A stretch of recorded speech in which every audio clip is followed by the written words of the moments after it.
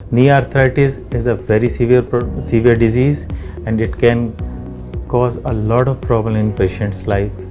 Joint replacement, knee arthritis के patients जो इसके दर्द की वजह से और डिफॉर्मिटी की वजह से बहुत परेशान हैं, उसके लिए एक बहुत ही सक्सेसफुल ऑप्शन है.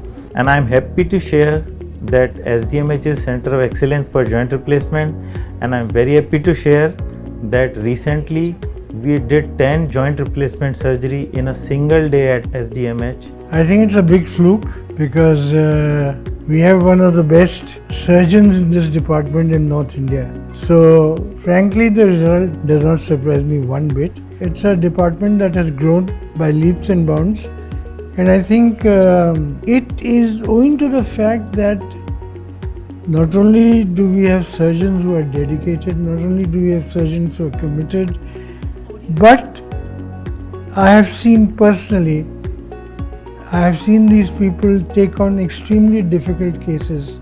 If you don't take on difficult cases, you will not grow, you will not evolve, you will not become a better department, you will not become a better surgeon.